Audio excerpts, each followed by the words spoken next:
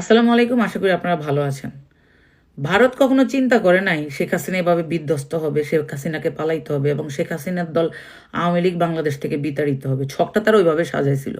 ধরেন আমাদের বিচার বিভাগ, আইন শৃঙ্খলা বাহিনী, আমাদের আর্মি, আমাদের গোয়েন্দা সংস্থা সব কিছুর নিয়ন্ত্রণ তারা নিয়ে নিছিল। একই সাথে আমাদের করিডোর, ট্রানজিট, বর্ডার প্রোটেকশন সব কিছু তাদের নিয়ন্ত্রণে ছিল। শেখ হাসিনাই তো তাদের ছিল, তারা চিন্তা করবে কেন? এখন ধরেন শেখ হাসিনা তো পালাই গেছে, তাদের প্ল্যানও শেষ হয়ে গেছে। তারা তো এখন বাংলাদেশে বি প্ল্যান এক্সিকিউট করার চেষ্টা করবে।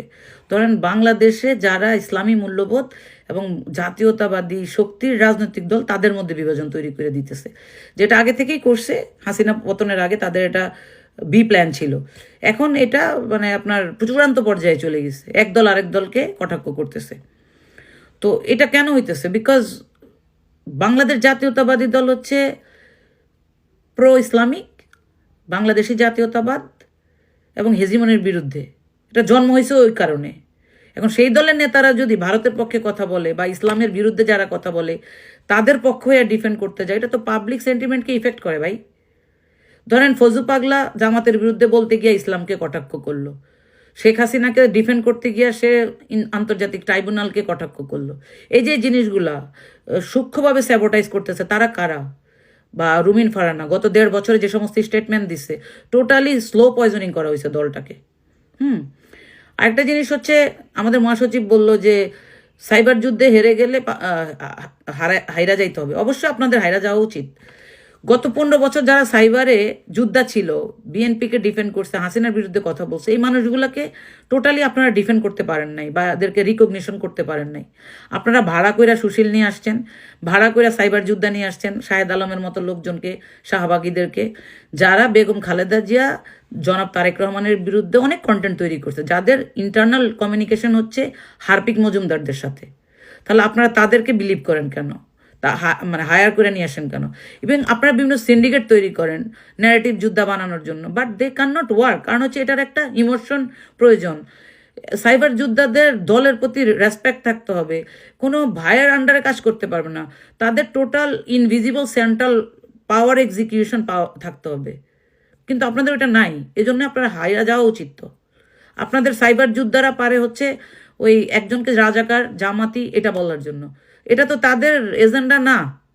আপনারা যাদেরকে রাজাকার বলতেছেন, যুদ্ধাপরাধী বলতেছেন, 54 বছর আগে তো শেখ মুজিবই তাদেরকে ক্ষমা করে দিছে।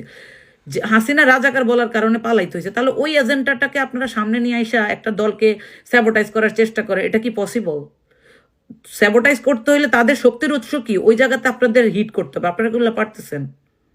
এগুলা বললেই তো আপনাদের গায়ের মধ্যে জ্বালা ধইরা যায়। আপনারা ডক্টর ইউনূসকে কোনো দুর্বল সরকার বলতেছেন, ডক্টর ইউনূসের কোনো ম্যান্ডেট নাই, আইন করার অধিকার নেই। কেন ভাই? ডক্টর ইউনূস তো একটা রেভুলেশনের পরে আসছে। আফটার রেভুলেশন যে সরকার তৈরি হয় তার তো কাজ হচ্ছে সবচেয়ে বড় বড় জায়গাগুলোকে রিফর্ম করা।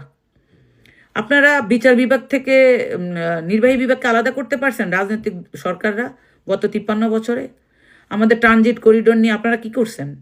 বা কন্টেনার হ্যান্ডেলিং সার্ভিস এখন ইউনুসকে কেন থার্ড পার্টিকে দিতে হয়? আপনারা করতে পারলেন না গত 53 বছরে? এখন আপনারা একদল সরকারে গেলে এলাকার উল্টায় ফেলাবেন সব কিছু তো আপনাদের না, হা না ভোটে না, ইত্যাদি ইত্যাদি।